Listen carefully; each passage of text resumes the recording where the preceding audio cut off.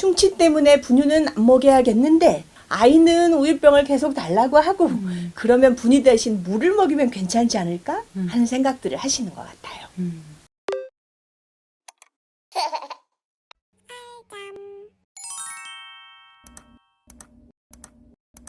안녕하세요, 알뜰한 멤버 여러분. 오늘은 돌 이후에 아이들이 자기 전이나 아니면 자고 나서 계속 물을 먹으려고 하거나 아니면 우유를 먹으려고 하는 아이들에 대해서 좀 나눠보면 어떨까 싶어요. 네, 좋습니다.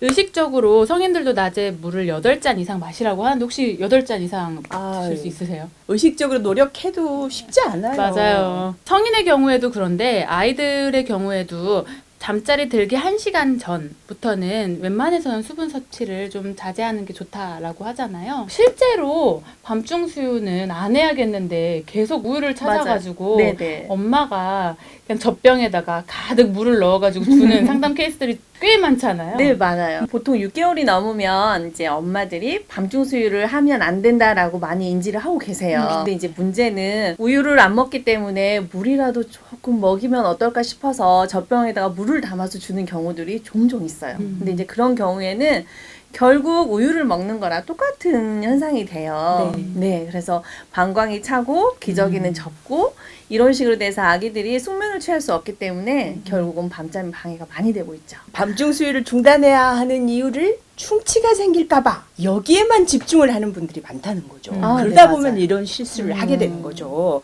충치 때문에 분유는 안 먹여야겠는데 아이는 우유병을 계속 달라고 하고 그러면 분유 대신 물을 먹이면 괜찮지 않을까 하는 생각들을 하시는 것 같아요.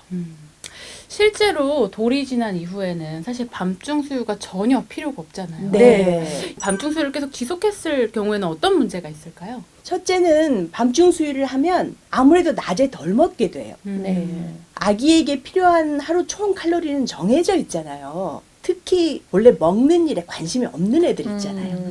그런 애들은 딱 먹고 살 만큼만 먹는단 말이에요. 그리고 성장 속도도 늦고 그러면 엄마는 아무래도 조금이라도 더 먹이고 싶어서 밤에 먹었던 양은 고려하지 않고 낮에 자꾸 안 먹는다고 더 먹이려고 자꾸 해요. 그렇게 엄마는 자꾸 먹이려고 하고 그러다 보면 애는 먹는 것 자체를 더 싫어하게 될 수 있겠죠. 두 번째는 방금 팀장님께서 말씀하신 대로 방광이 차는 문제예요. 수분을 섭취하면 소변이 많이 만들어지니까 뭐 이거는 우유를 먹이나 물을 먹이나 마찬가지겠잖아요. 아무리 기저귀를 차는 아이라 하더라도 방광이 차면 불편할 수밖에 없겠죠. 또 기저귀가 자주 젖으니까 잠에서 자주 깰 수밖에 없겠고요. 세 번째는 아까 말씀드린 대로 뭐 물이 아니라 우유를 먹는다고 하면 충치 걱정을 해야 할 거고요. 마지막으로는 워낙 습관적으로 낮이나 밤이나 자꾸 젖을 빠는 아이라면 비만 걱정을 안 할 수가 없어요. 안 먹는 아이들도 있지만 원래 잘 먹는 아이들이 습관적으로 밤에 먹는다고 하면 필요한 칼로리보다 더 많이 먹게 돼서 역류아기 비만을 초래할 수 있거든요. 역류아기 비만은 성인 비만까지 이어지고 나중에 대사이상 증후군 같은 것이 생길 수도 있기 때문에 매우 조심해야 하는 문제입니다. 그렇다면 아기가 깼는데요. 안 달래지고 계속 자지러지게 울어요. 그러면 물을 절대 먹이면 안 되는 걸까요? 이제 아이가 너무나 잠이 깬 상태에서 심하게 울 경우에는 목을 잠깐 축일 정도로 한두 모금 정도는 먹일 수 있다고 해요. 그러나 근본적으로 낮에 수분 섭취를 많이 하고 먹는 것 또한 낮 동안의 섭취량을 늘려야지 자꾸 그렇게 아이의 반응에 따라서 물을 먹이기 시작하면 결국 습관적으로 아이의 잠을 깰 수밖에 없는 상황이 되는 것 같아요.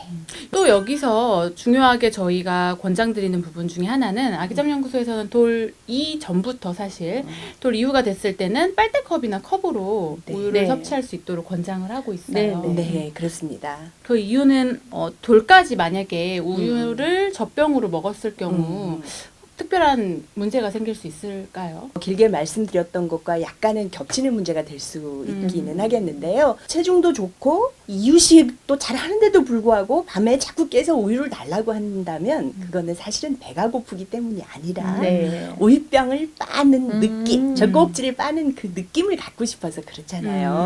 그런데 대개 이 부분을 양육자들이 잘 알아채지 못하는 경우들이 종종 있어요. 그렇게 시도 때도 없이 젖병을 물면 충치, 비만, 기저귀가 젖는 문제 이런 것들이 당연히 생길 수밖에 없겠죠. 네. 그래서 전문가들은 7개월이 되면 컵 사용을 연습하기 시작해서 적어도 돌까지는 젖병 없이 우유를 먹을 수 있어야 한다고 말해요.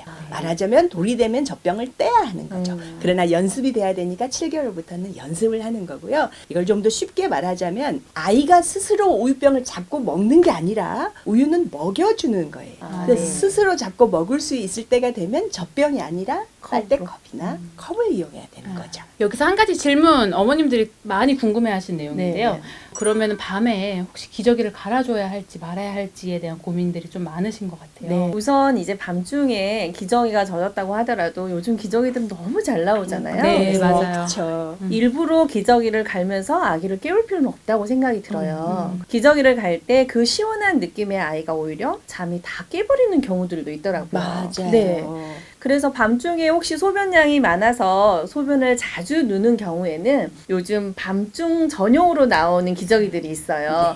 그런 것들을 좀 사용을 하면 굉장히 많은 도움이 되더라고요. 저도 낮에는 낮 기저귀, 밤에는 밤 기저귀로 네. 해서 따로따로 썼던 기억이 있어요. 실제로 밤 기저귀를 사용해서 좀 소변량이 많더라도 잘 잤다는 케이스들이 최근에 굉장히 많았어요. 네, 네. 두툼하고 수분 흡수가 네. 잘 되고 네. 그러니까 아무래도 불편한 느낌이 네. 좀 적겠죠. 네. 근데 다만 이제 무슨 기저귀 발진이 생기고 있는 경우 뭐 맞아요. 이런 경우는 할 수 없이 좀 조심을 네, 해야 네. 되겠죠.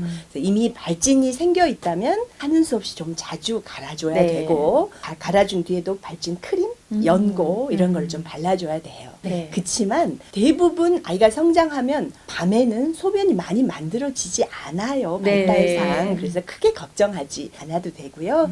밤중 수유만 안 하고 있다면 밤에 기저귀를 갈아줄 일이 그렇게 많지는 않을 겁니다. 네. 그리고 이제 혹시 기저귀를 갈더라도 불을 켠다거나 아이에게 말을 건다거나 하면서 기저귀 가는 거는 네. 아이의 잠에 그렇게 좋은 방법은 아닌 것 같아요. 네. 가능하면 어두운 상태에서 네. 가능하면 고요하게 그래서 잠은 깨우지 않아야겠죠. 빨리.